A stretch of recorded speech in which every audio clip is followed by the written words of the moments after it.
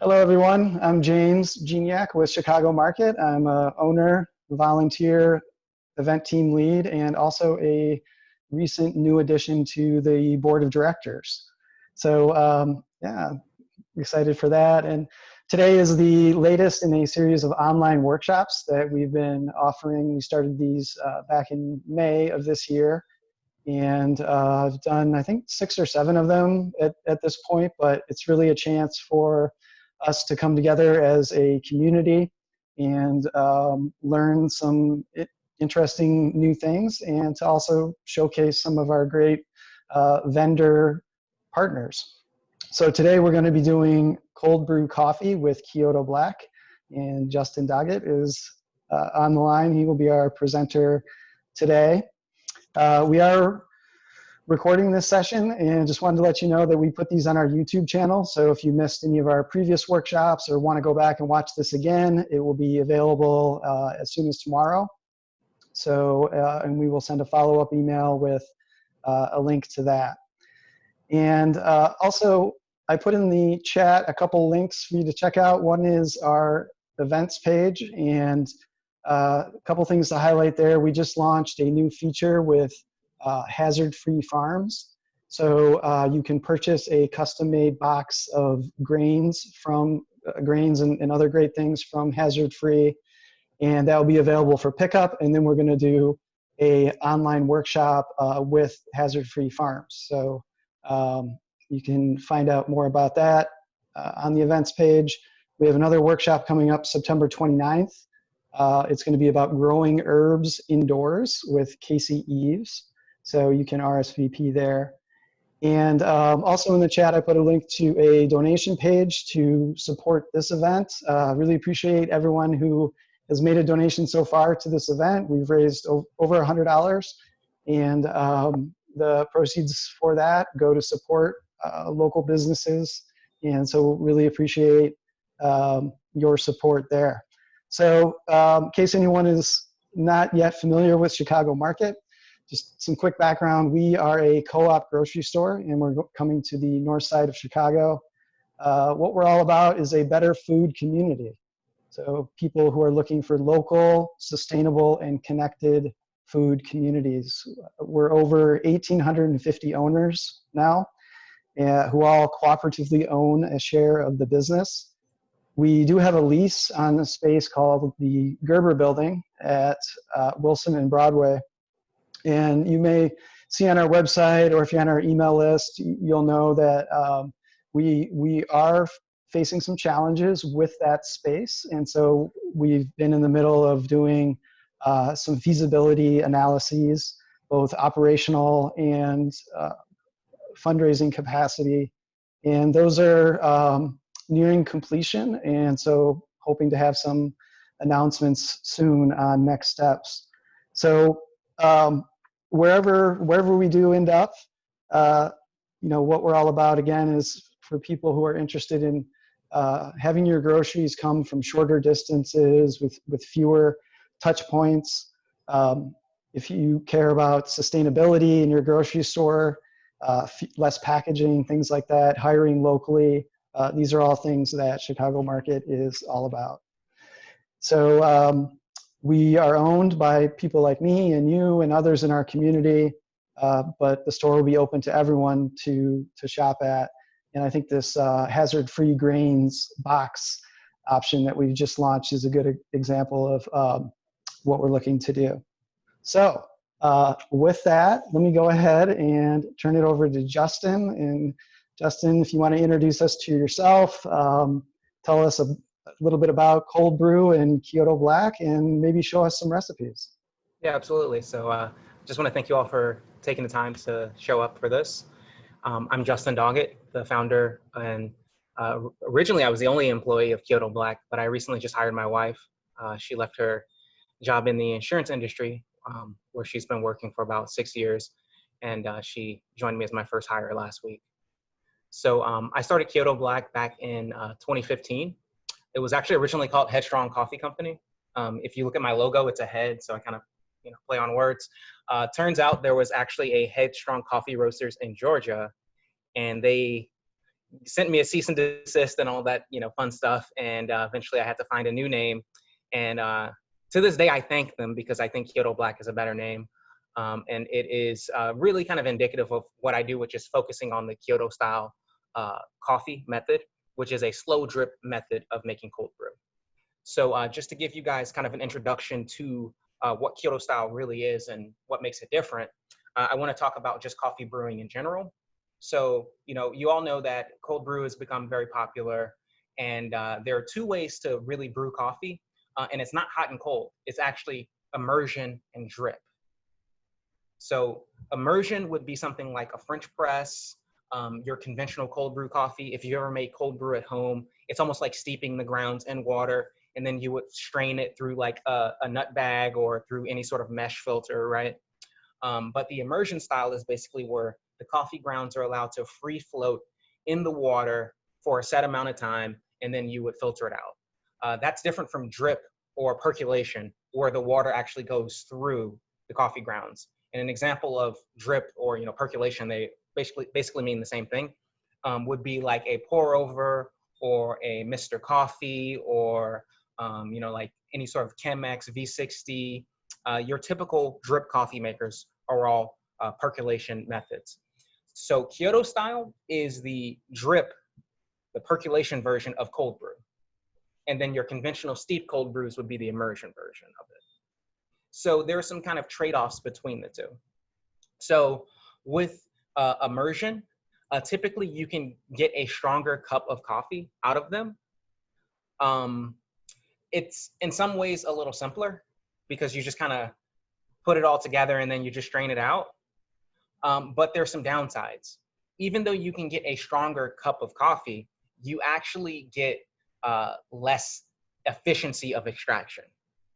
And that's a big reason why I love Kyoto style so much, is because it allows you to get the extraction efficiency.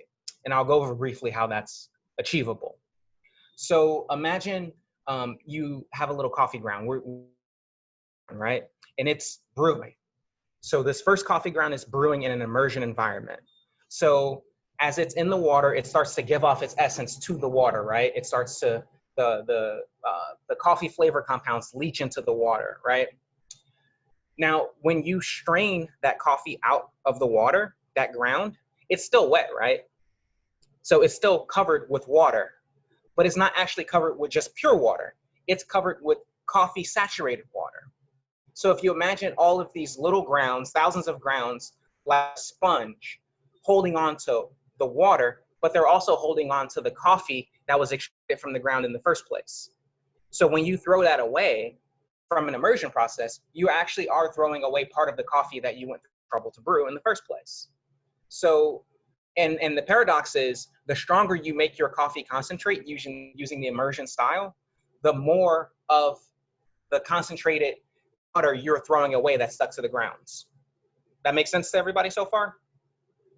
So it's kind of funny. In a way, you can make a stronger cup of coffee, but ultimately you are going to be more wasteful in your production of that coffee, because the stronger you make it, the stronger the water stuck to the grounds that you're throwing away. So you're throwing away a higher portion.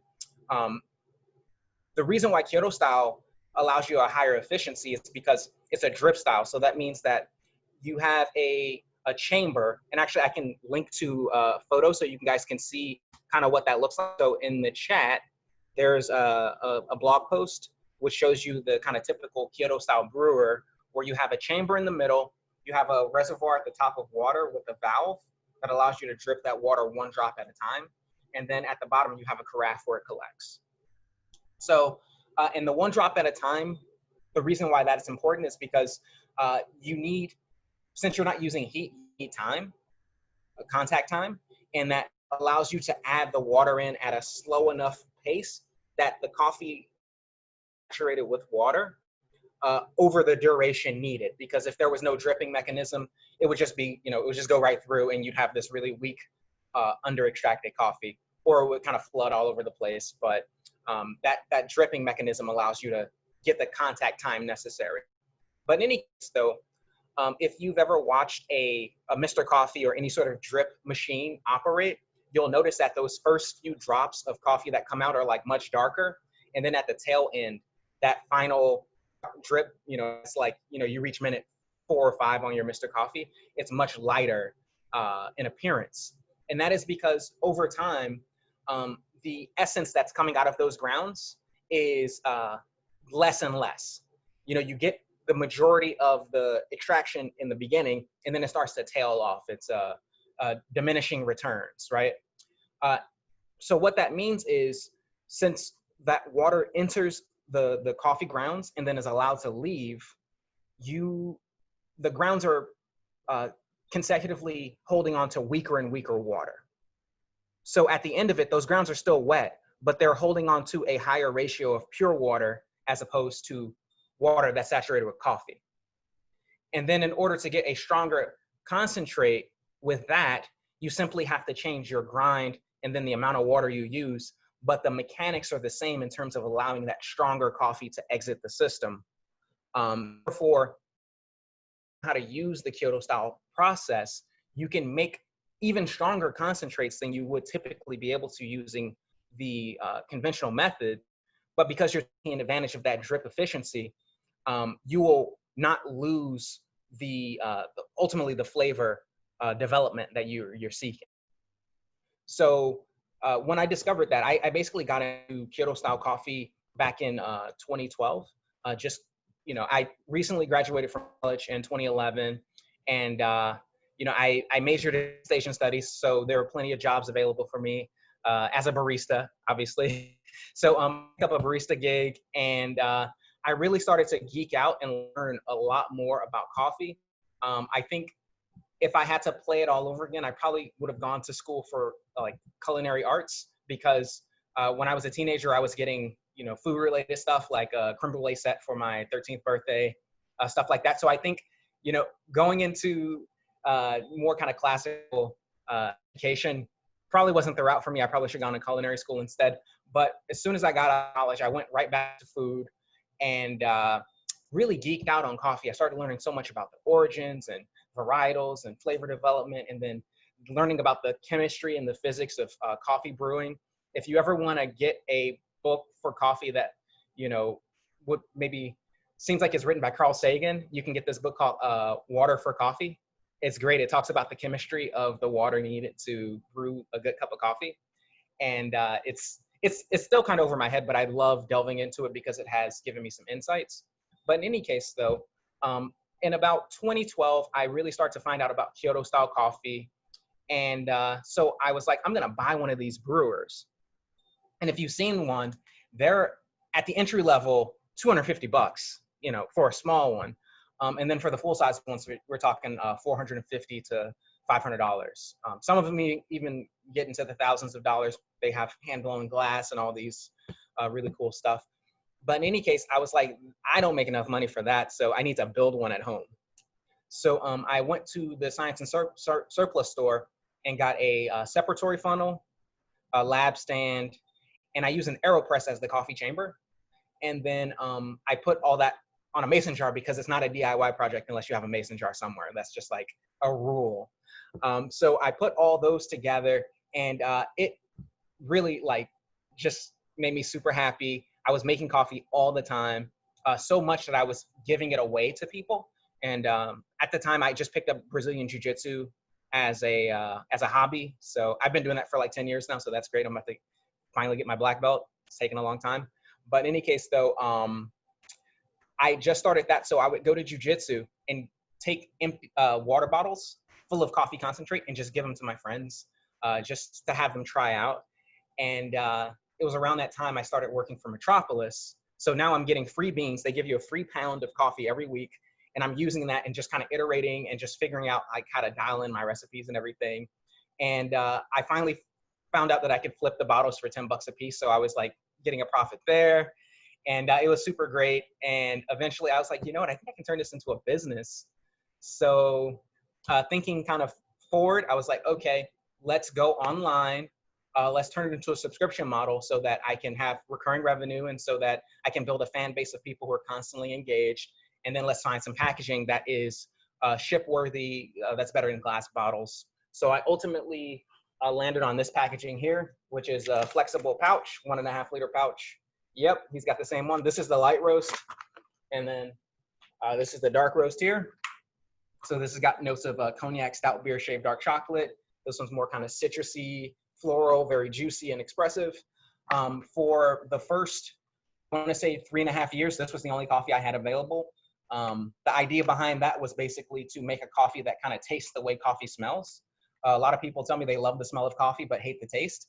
And I was like, well, let's see what I can do about that. So I sourced the packaging, came up with the business model, and over 5 years, it was just a grind. But basically, I said yes to pretty much everything that came my way. Anytime someone said, hey, Justin, can you pop up here? Or, can you do this or that? I said yes, yes, yes. And I'd been working out of a shared kitchen the whole time. And I finally found a spot, which is the former Matty Bird space, right across the street from Devon Market at 1445 West Devon. We're open on Friday through Sunday right now, 10 a.m. to 1 p.m. As it stands now, I'll probably end up keeping those hours for the foreseeable future, just because I'm a new parent, and the business is primarily online first. So I do like to have these kind of, it's almost like office hours where people can come in and say hi to me, try my coffee on draft, and shoot the breeze, anything like that. And then maybe I can start adding some opportunities to do something a little more structured once we've kind of been cleared as far as the pandemic goes. So that's kind of in a nutshell what got me to this point here. And then also in terms of the kind of pandemic situation, since I brought it up, most people come up to me and they say, hey, what a crappy time to start a business. A lot of them don't know I've been doing it for 5 years, but to have a space and start during this pandemic, it must really suck. And I tell them, like, I'm doing better than ever. Like, business went up for me over 6-fold because I'm a delivery service and all the coffee places were closed. And my name was the first thing that popped into people's head when everything shut down. They're like, oh, great. Now I can, order some Kyoto Black. And the word just really spread. So things snowballed for me to a point where I was getting what previously was a month's worth of orders. I was getting that in a 3-day time span. I was actually waitlisting people for my coffee when the pandemic first happened because I was just getting crushed. So, I don't like to kind of prosper at the expense of other people, but I am happy that I was here to provide people with something that they're really excited about, and that the vast majority of those people who came through the word of mouth have stuck with me because they like what I do. So that's been a blessing, honestly. So very just grateful. So in terms of recipes, I'm going to talk about a couple of different things. And my recipes kind of dig into the philosophy of why I even created Kyoto Black, like what my motivation was. Because I didn't even really think to turn it into a business. I was just kind of doing it, and it just presented itself as a business to me. So from a conceptual standpoint, I wanted to create a coffee that was the essence of coffee itself, that you could pretty much add it to anything, and it would be strong enough to impart it with a pure coffee flavor that would not really, it would take, a cup of water and turn it into the perfect cup of coffee. It would take ice cream and turn it into coffee ice cream. It would take a dessert and turn it to coffee flavor, just like super concentrated, but like perfectly balanced coffee flavor. And the Kyoto style method was like perfect for giving me all of those attributes, and also making it a very clear product in terms of there's no haze or sediment or anything. It's just, if you look at it, it looks almost like paint. It's just very beautiful. And that's great too for cocktails as well, because one of the issues that you run into with cocktails is in order to not over dilute the cocktail, but give it a strong coffee flavor, recipes call for espresso. And espresso is just not the best looking thing in glass when it's mixed with, various elements. It can impart this kind of obscure, opaque look to it. And the thing that I do love about the Kyoto style brewing method is it does give you a product that maintains that visual appeal, which is just really nice. So the first recipe that I'm going to go into is the recipe for the Teddy Graham latte. It is just a super easy to drink, very simple. In terms of the recipe itself, it is 4 ounces of Kyoto Black concentrate, I use the dark roast for this, the black label, 6 ounces of milk. In this case, I prefer using the Whole Foods 365 unsweetened soy milk. I'll show you what that looks like. So yeah, so this is the milk that I use when I have this recipe in mind, the original unsweetened soy milk. Feel free to use whatever milk you like. But the reason why I use this particular milk is, in terms of soy milks, it is the best flavor. It doesn't have that overt kind of grassy soy flavor, which is nice for certain things, but not for this drink. But it's got a nice, rich, creamy mouthfeel, and it's unsweetened, so you can kind of modulate your own sweetness to it. But also, when it's combined with the coffee and then the honey syrup, which I'll go into, it imparts the breadiness of the Teddy Graham. So Teddy Grahams are the graham cracker cookies, and it actually gives you the cookie, the baked good flavor of it, in a way that milk just doesn't do it, like cow milk just doesn't do it. So that's why this one, in terms of the Teddy Graham, is like, make it one day side by side and let me know what you think. So then, in terms of the syrup recipe, I already have my honey. One second. See, I already have my honey pre-diluted and everything. So the recipe is very simple for the honey syrup. It is 100 grams of honey, 60 grams of nice pure filtered cold water, and then 5 grams of vanilla extract. And you just mix those guys together, and it gives you a nice simple syrup that's very easy to dissolve in the drink itself. So part of the reason why you make it into a syrup is just because it doesn't clump at the bottom of the drink. And this basically has the same consistency as your typical one-to-one simple syrup that you would use using sugar and water. So now that everyone's got their elements together, it's very simple. You just combine all those ingredients. So like I said, you do the 4 ounces of the coffee, you do 6 ounces of milk, and then you would do 1 ounce of this syrup here. When I do my recipes, I use a scale for everything. So in terms of the scale I recommend, I'm gonna grab that for you guys. Here it is right here. So yeah, if you don't have a kitchen scale, I highly recommend this one right here. It is called the My Way, and I got this off Amazon. It was really affordable, and it's good for up to 16 pounds, and it's got so many different modes on it. Just very nice. Also, too, if you're into like dieting or anything like that, it's just great for weighing your food as well. So I have I pre-mixed my Teddy Graham already. So from here, if you don't have a French press, what you would do is just pour that into a glass and then dust it with cinnamon here. And actually, this is a little bit more than cinnamon. This is my pumpkin spice, since we're about in that season now. This is my pumpkin spice blend, which I will give you the recipe for. I'm going to read that off to you guys now. So mine will taste a little bit more like a pumpkin spice, but the original recipe, if you use just cinnamon, it will taste more like a Teddy Graham. So the pumpkin spice mix is 4 ounces of ground ginger, 6 ounces of ground cinnamon, 2 ounces of ground allspice, 1 ounce of ground nutmeg, and 1 ounce of ground cloves. If you don't like cloves as much, you can cut that down to ½ an ounce. But I like it; it's really nice. And I get all of those from the bulk ground spices at Whole Foods. They're just really nice spices, so that's what I'm going to use for mine. But in any case, though, if you do have a French press, you're now going to take your mixture and pour it into the French press. I would say you want to go about halfway, because we're going to use this plunger to froth it up, and you want to have some space for that to kind of grow. So I'm going to just turn this down a little bit so you can see what I'm doing here. So we're going to just incorporate and aerate, pressing like this, and you'll watch it kind of just grow. And then at the end, what I like to do is just kind of ride the top a little bit and just break those larger bubbles like that. We're going to pull that out there. Set this off to the side. And then now you can see it's like nice and kind of foamy. And we'll give that a pour. So nice, dense, frothy iced latte.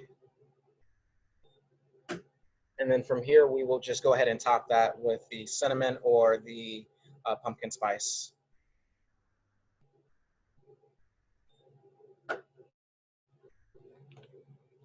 So this is just super simple, and I really like using just this honey in general. I keep this in my refrigerator at all times. It's just great anytime you want to sweeten your coffee. I prefer honey to sugar. I think sugar actually changes the flavor of coffee, where a nice neutral honey, it's not like a buckwheat or any kind of strong honey, it's just, you know, organic clover honey. Those are really great for just adding some sweetness to the coffee, changing the flavor of it. Oh, sorry. Cheers, everybody. That's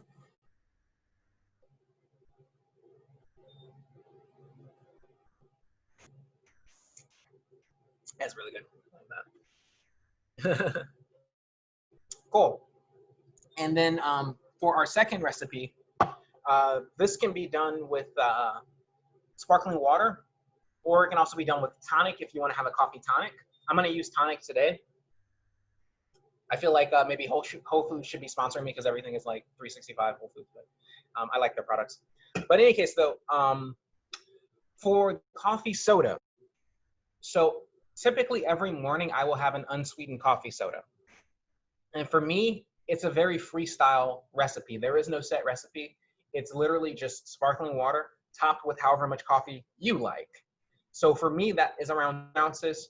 For my wife, that's about an ounce. She likes it a little more like a coffee LaCroix type flavor, whereas mine, I'm like, I want like super coffee.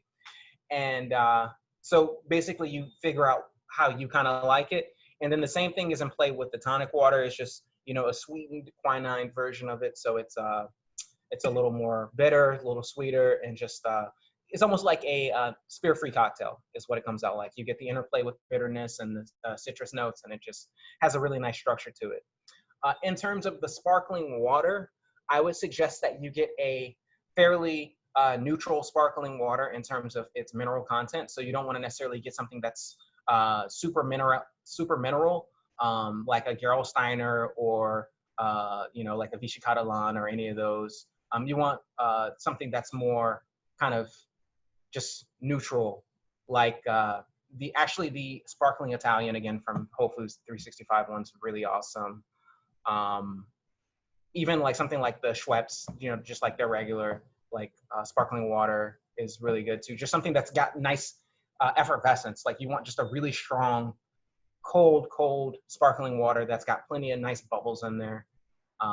Because one thing that you'll notice about the coffee is the coffee will take some of those bubbles out of solution. It just causes it to gas out. So for that reason too, I strongly recommend that you put the water in the cup first and then add the coffee to it in a kind of gentle way. You want to roll it in there, because if it's splashing all around, it's going to foam up and then be like a high school volcano, you know. So make sure that you do not start with the coffee. It will definitely overflow if you do that. So start with the water, and then when you do add the coffee, add it kind of gently. So I'm going to crack my tonic now. Just go ahead and pour that. This also works really great with LaCroix too, and you can add some nice flavor combos. Like I said, I like the lime and coconut ones. Those are really awesome. Not for everybody. I'm just weird like that. I love those flavors, but and then I just went ahead and put some coffee in a bottle here just to make it easier to kind of demonstrate for you guys. But you would just pour that on top. So it's nice and gentle. That's about how I like it. If you were using ice, you could do all this with ice first, and then just enjoy it. And this is something I really like with the light roast, actually. The light roast just has this lively citrus note that's just great with the soda and then with the tonic as well. That's beautiful. Awesome.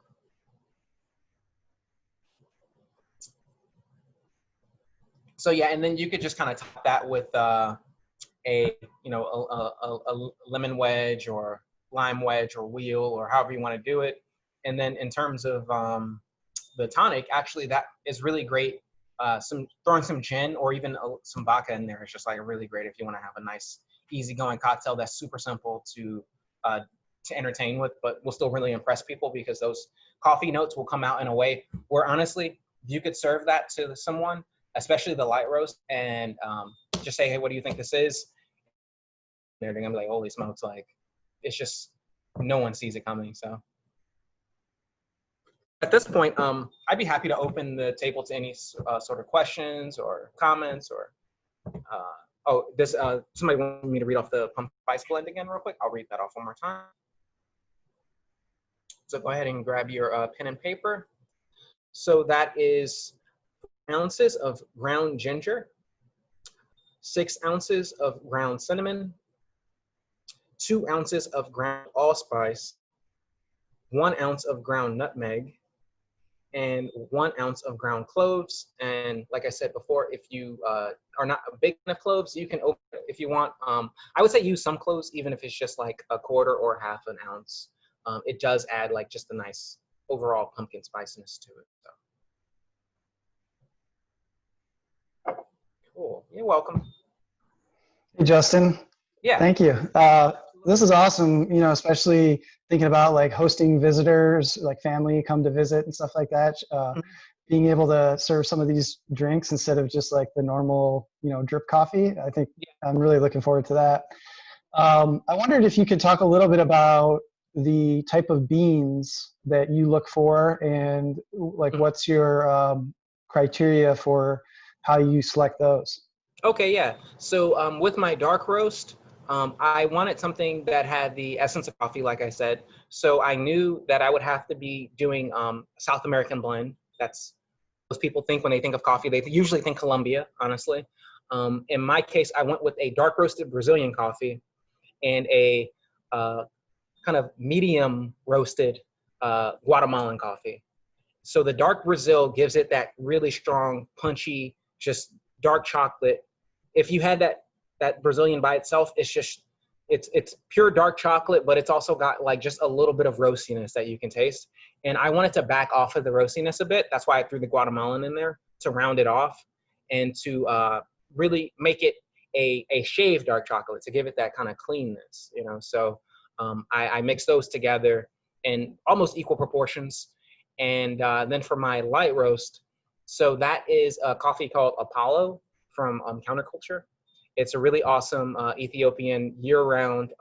So with Apollo, they don't use the same coffee year-round. They work with a Ethiopian cooperative that provides them with what they want is the freshest crop that they can get. And they just take it from there. They say, you know, just provide us with the freshest crop you can, and we'll kind of blend it up in a way that will remain more or less consistent. But we don't really care about making it where it's like, gotta taste the same like every single time someone has it. It's going to be a little different, but it's always going to be the most recent crop that they have. So what is the best way to make a hot coffee using Kyoto Black?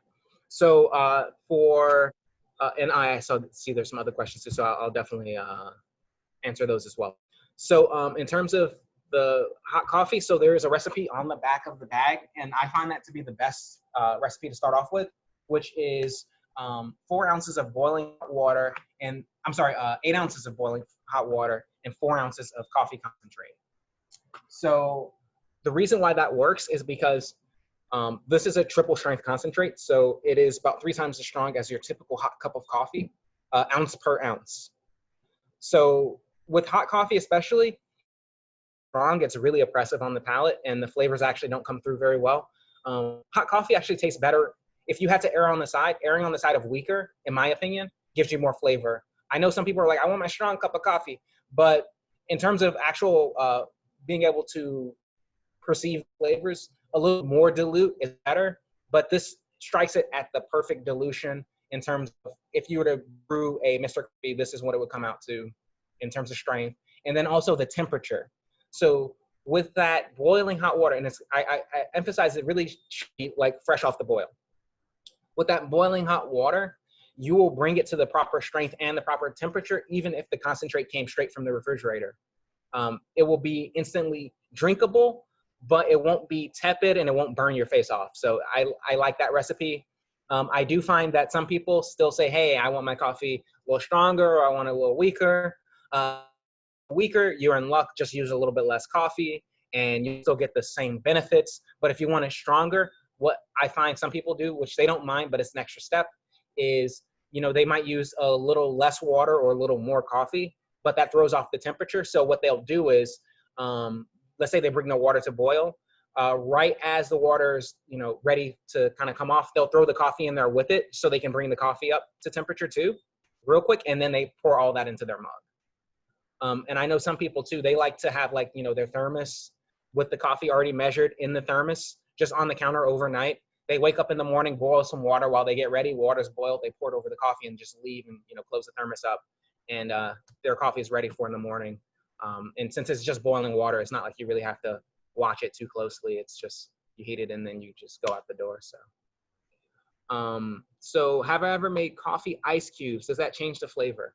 Yeah, I have made coffee ice cubes. It does change the flavor. I'm not the biggest fan of coffee ice cubes just because I noticed that, for one, the coffee actually separates.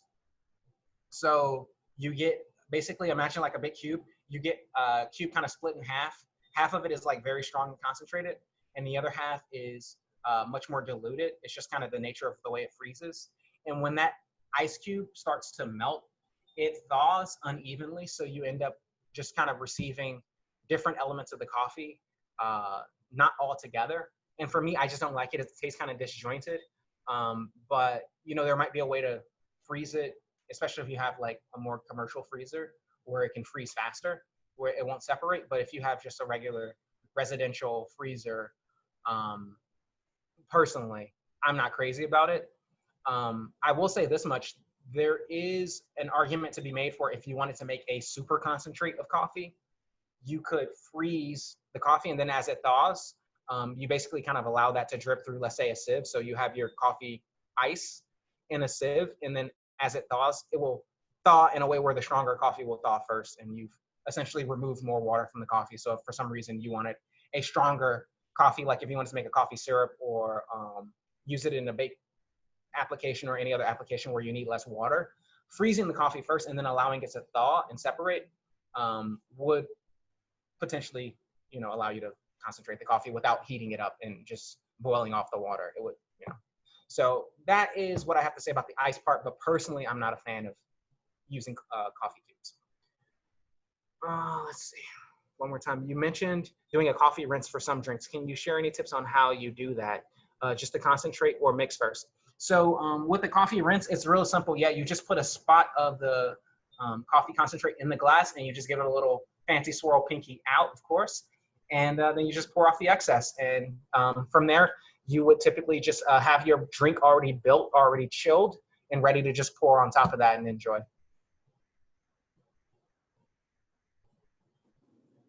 I have two questions. One is, after you open a bag, how long does the product generally last? What do you recommend?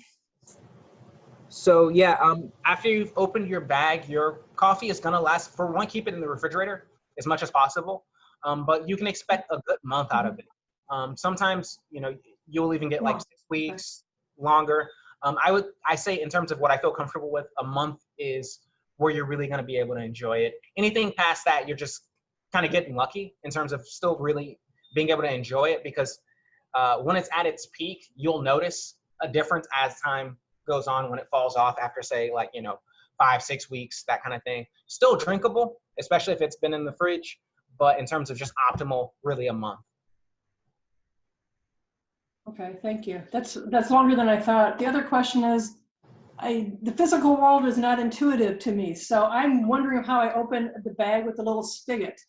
Okay, yeah, so it's pretty simple. So basically, it's got a couple of different kind of closures on it. So this one right here, it's just a little tab that you pull, and you pull that straight up and off.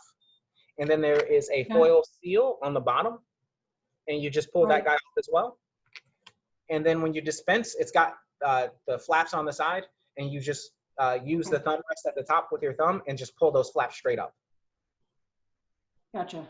Thank you. I was picturing it all rushing. Sometimes there's just a little spot of coffee left on there, and I find if you just kind of give it a little shake, that'll fall right off. And save yourself a little time.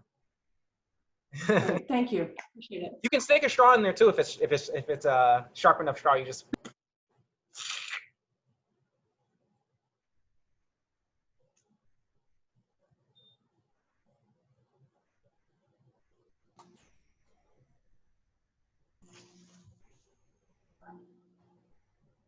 Okay. So Justin, I guess one more question. Do you ever do any cooking or baking with cold brew? I do. So one of my favorite things to do with the coffee is to make tiramisu, and it's great because straight out of the bag, the concentrate is great for dipping the lady fingers. It's a very quick dip. You just boop, very quick, and it's great for making tiramisu. It's honestly really great to have it alongside different desserts. And this actually goes into the next question, which is, do you suggest mixing the concentrate or drinking it straight up? So the concentrate straight up is wonderful. It's almost like an aperitif or like a cold espresso.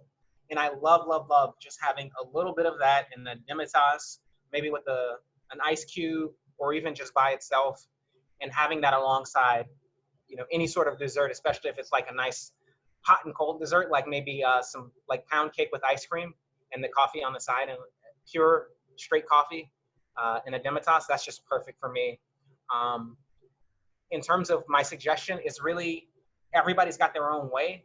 The perfect thing about this coffee is though, it's already balanced in terms of its flavor profile. So it's really a matter of just how strong you like your coffee. If you want, extra hair on your chest, boom, straight out of the bag. If you want to, just have something a little casual, easygoing, mix it with water, mix it with milk, however you like it. It's going to be perfect anyway because I'm doing quality control on it, and the recipe is solid in terms of just getting the balance out of it. So really, there is no wrong way to have it as long as that's what you really want.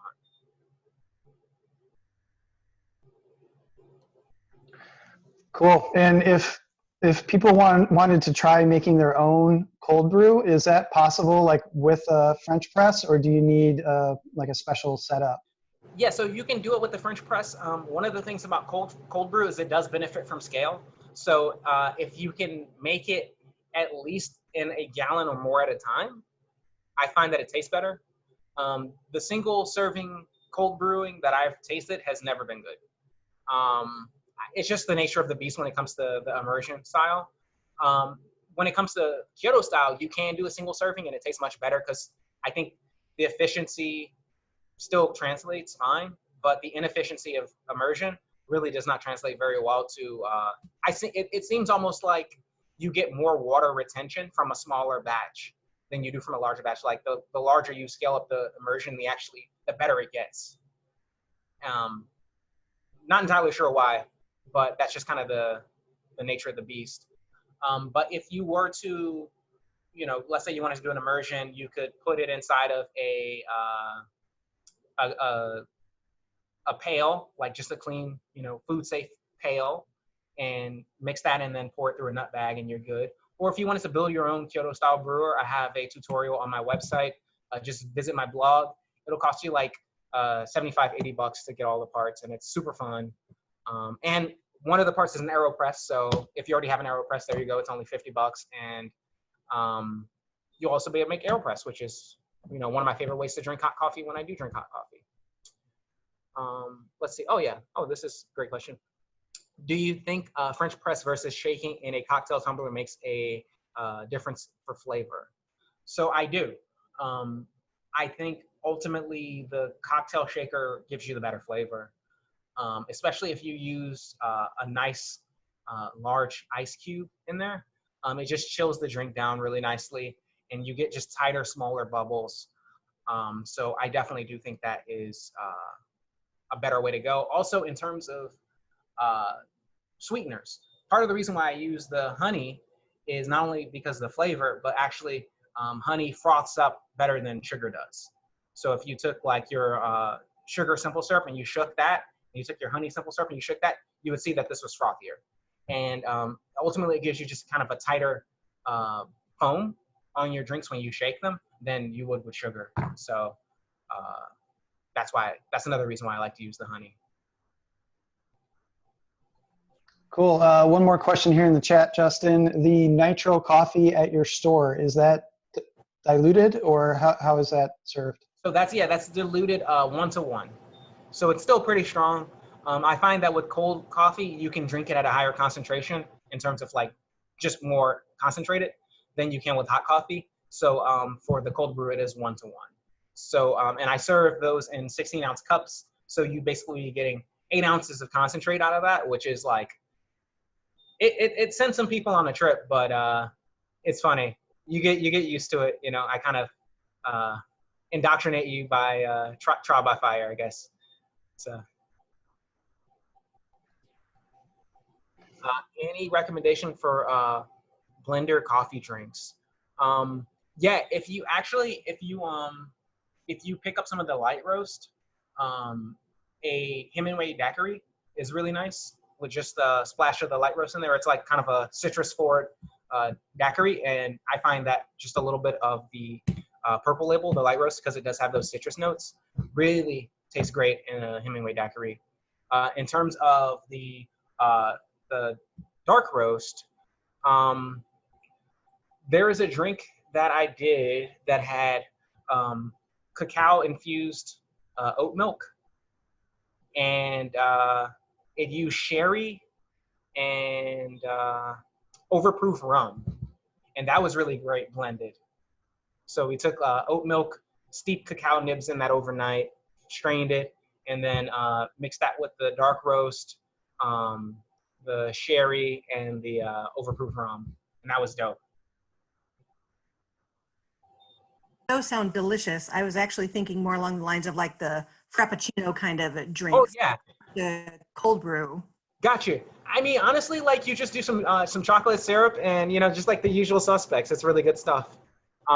Yeah, just like, you know, maybe find a chocolate that you really like. So like nice. So for example, I don't know if you had the Icelandic chocolate bars that they have again at Whole Foods.